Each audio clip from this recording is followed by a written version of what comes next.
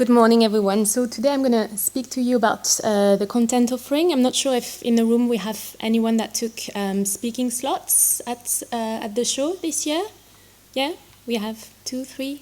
Okay, perfect. So today I'm going to talk to you about all of our content theaters, what's going to happen in these theaters, and also explain a little bit more about our theme for this year, and also discuss about your participation as a speaker to the event.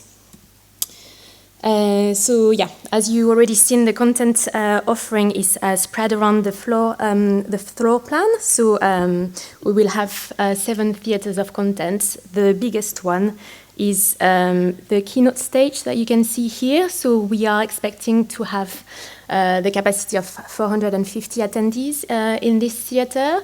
And yeah, all of the theaters are spread across the show floor. So 7 different theaters. The type of content and the format is also quite different. So we have in the keynote stage content that we produce ourselves, meaning that we do research the topics, we talk to industry leaders to understand what are their key challenges and the key topics that they want to see discussed. So it's really tailored to their needs, and that's how we kind of attract senior leaders and attendees to join the event. We also have the support from an advisory board who is kind of reviewing everything that we produce and also giving us ideas in terms of who would be the best speakers to invite. So these are kind of in-depth conversations. We have headline speakers, but I'm going to talk about that a bit later. And we also have panel discussions that are 40-minute long, happening in the keynote area. And we also have case study presentations. So we understand from the industry that they are really keen to learn from a real case study and real life experience are happening in the industry. So this is why this year we kind of push for more case study presentations as opposed to panel discussion that we used to have more in the keynotes. Where we also have a lot of in-depth conversation would be around the security workshops. I'm not sure if any one of you are hosting any workshop this year. Yeah, other two. So yeah, as Nicole explained, it would be in these rooms. So they are 90 minutes long. And yeah, the setup will be the same. We will have a roundtable spread across the room, so it will help facilitate discussion amongst the attendees, because that's kind of the aim of these workshops, is to really engage your audience and get also feedback from them. Quite similar to the security workshop, we will have many roundtable discussions happening this year. So we have 2 types of roundtable discussion. They will also happen in these rooms. So they are 60-minute long, and we have 2 types of targets for these roundtable discussions. So we will have the leaders roundtables that are more targeted for our senior audience, and we will also have the Geek Street roundtable that is more targeted to our technical audience. Rest of the session, we have the insight stage. We also have really in-depth conversation happening here. They are all 45-minute long. The other theater that I should mention are the tech and strategy talks. I'm not sure if any of you applied to get a talk this year. But yeah, that's maybe something important to mention for next year. We do have a call for speakers, a call for paper opening in November every year. So if you're willing to get any additional speaking slots, you can apply, and these sessions and speakers are reviewed by our advisory board members, and they are selected in regards to how topical are the session, how senior are the speakers, and then we make a selection of 23 speaking slots that would be spread across the 3 days. Talking tactics sessions, they are how-to sessions. So usually we invite our exhibitors to invite clients to come along and discuss about a particular implementation of a product or a challenge that they are facing. And we have the last 2 that are the technology showcase and innovation showcase theaters. So that's where you have more product demo. That's where you are more allowed to have to pitch your solution. So they are really a lot smaller type of sessions. They are 25 to 15-minute session. Going to the next one. I'm not sure if you have any questions regarding the theatre? Did most of you attend the last event in 2019? Or most of you are kind of new to the event? Yeah, you're new? More? Yeah, any question? Yeah? Innovation Showcase. So that's where we have a product demo. So in terms of the speaking slots, they are a lot smaller. So it's 25 minutes long. So we encourage usually our exhibitors to explain what they are doing, who they are, what's their key differentiator, and also having a demo of their products. So I don't know if it's a dashboard or anything. That's kind of the place where you can explain people how to use it, what would be the benefit of these type of solution for their business. So it's quite similar to the tech? Yeah, quite similar. Good question regarding the security workshops. How will people know how to get up here? We will have all of the boards downstairs, so we will have the lifts going up from the show floor. So yeah, everything will be explained downstairs. And in front of the rooms as well, we will have also screens to explain how, like, which sessions are happening where. And also, in our case, we want to make our workshop as interactive as possible, so we Yeah. would request that we could have sort of whiteboard or something like that. Would that be possible? Yeah, we will have whiteboards as well. So In the room? yeah. So they would be physically here? Yeah. In terms of the delegates kind of planning their day, what's the expectation of how many people will book? Do people pre-book these different sessions in advance? Or how much is turn up on the day and see what space is available? So we can't pre-book to attend the conference, so people tend to usually look at what we have on the program and decide in advance. And I think you can use the app as well to have a view of what you can attend. And I think you can select on the website the sessions that you like most, so that would help kind of manage your day as well. But that's not guaranteed, that's just planning your program. Yeah, but you don't register in advance. Yeah. Just purely on a first come, first served. Yes, that's right. And yeah, the workshops are usually quite popular. That's why now we have a capacity of 50 people in a room. So we want to make sure that everyone that has registered is able to attend these workshops. But yeah, we do encourage our audience to come as early as possible in order to attend this session. Yeah. What's the capacity of the insight stage, please? It's 60 people in a room. 60. Yeah. Sorry, one more question. Yeah. And are we responsible as exhibitors to scan the people, or would there be scanned by InfoSec? No, we would have people helping you with that. They would have a scanner, and they would be in front of the room to take care of that. So one person per room. Is that applicable for the stages as well? Yes, yeah. For each stages, you will have one person and one scanner. And sorry, will there be sort of additional mics for runners in the room, because it's quite a big room? Not for the workshops, because I think it's more like you don't really need a mic in these rooms. Like people can, like I can hear you speaking, but in all of the theaters we would have mics for the Q&A, but not for the workshops. So just moving on to the theme for this year. So we put together the advisory board, and we did put together a lot of research calls with our attendee personas. So we found out that obviously the industry is facing a lot of challenges since moving to work from home. Customer expectations are also really on the rise. We also observed that the industry landscape evolved really quickly. And the pace of change has accelerated when you think about digitization, for example. And also when you think about the latest geopolitical tensions, it had an impact on security teams. So they are under a lot more pressure, and burnouts are growing among the team. So this is why this year we put together a theme that would kind of nurture a knowledge-sharing culture, and also strengthen collaboration in the UK and also internationally with government, law enforcement, and also businesses.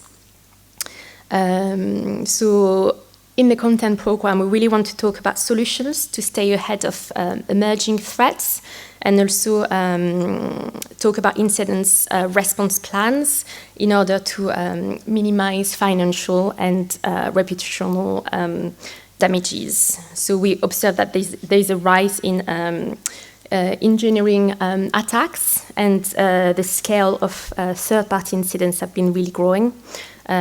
So these are all of the type of topics that we will discuss extensively in the keynote stage.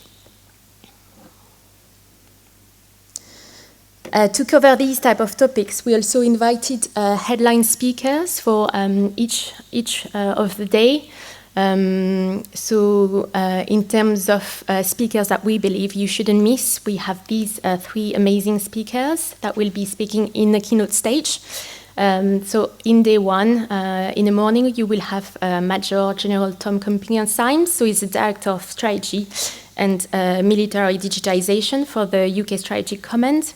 He will talk extensively about threat environments that are characterized by geopolitical shifts and rapid technological change.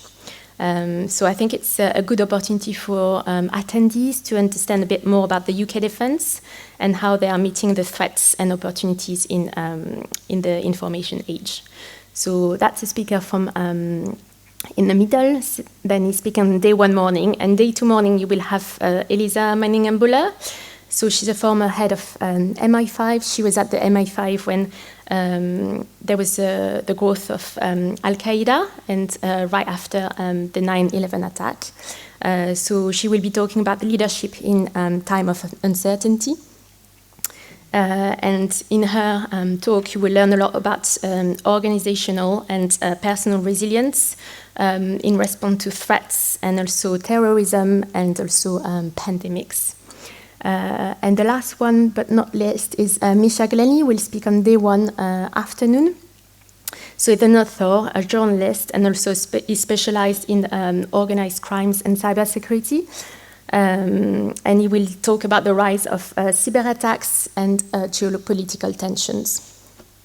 He will share insights about the current climate between superpowers and will help you understand how to keep secure and address ransomware threats.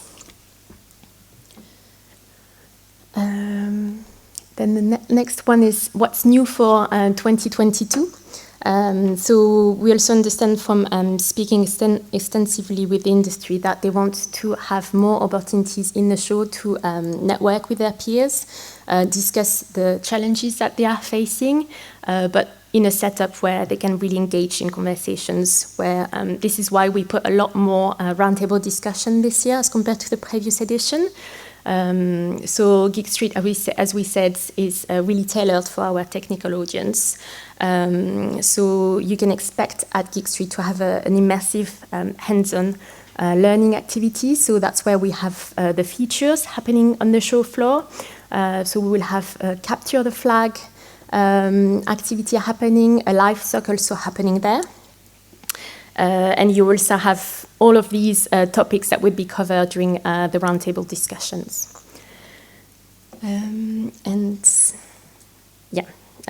One slide, I think that's important for you to promote your participation at the event before the event happens and really maximize the fact that we have many tools that can help you do that. So this year we put together a gleaning platform.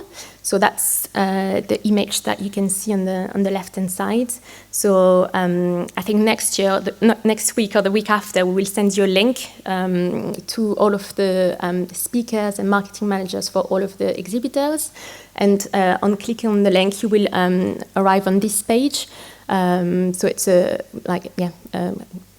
page where you can choose your image background. You can choose if you want to put your speaker's headshot on there, and you can also choose where to put your job title. And then you can share all of these speaker images on your social media. So I think they're all listed here. So you have LinkedIn, you can share it on WhatsApp, Facebook, Instagram, Twitter. So I think it's a good way for you to really promote your participation before the event happens, and also share that with your network so that people know that you're attending the event as well. So there is a few information here again, Twitter, Don't hesitate to use our hashtag InfoSec22 when you're posting something online, or our handle InfoSecurity. There are a lot of LinkedIn groups that you can use when posting these type of speaker cards, so don't hesitate to do that in the groups. And we will also have an app this year, but I think we're going to explain that in a lot more details in the following slides. But yeah, basically the app is also a good tool to network with all of the attendees on site. How to prepare for the event. So all of you that have taken speaking slots at the event will have the deadline of the 20th of May, the latest, to send all of your presentation slides. The reason why we put that deadline quite early is because we have a lot of presentation to handle, so we need to review all of these presentations, so that's why we put it quite in advance to allocate us the time to do. Yeah, go ahead. Is there a InfoSec kind of presentation format that we need to use? Yes, so you should have received, if you haven't, I will send it to you again, but my colleague Tracy has sent emails last week with a link to access the template that we use. It's a recommendation. You're not forced to use our template, but it's yeah, I think it's good for continuity that you would have these templates. So yeah, 20th of May. Yeah, go ahead. Same as the security workshop. Yeah. So you have a template for each one of the theatres. I think most of you already knew that, but it's really important that you share a new and different, unique perspective. It's important that you also do not have sales pitch on site. I think that was kind of the feedback from some of our audience, that they are not necessarily here to hear sales pitch. And it's good that in the end of your presentation, you end your presentation with the 3 to 5 learning points and takeaways that they should go away with in the end of your presentation. Another thing to highlight is for your speakers to come 30 minutes prior to the start of their session, so that we are sure that we can check their presentation, that it's working with the AV team, introduce them to the person that will be handling the room on the day, and make sure that you have time allocated in the end of your session to engage with the audience. If they have any questions, that's always good for them to directly interact with you. And one other thing to highlight here is to engage with our PR team. So we have a PR team really dedicated to work with you in promoting your participation at the event. So we have an email address and a phone number that we can share with you. And if you're keen to, do any interview prior to the event, or to share any information about product launch or anything, you can share this type of information with the PR team. But yeah, we will discuss that a bit later.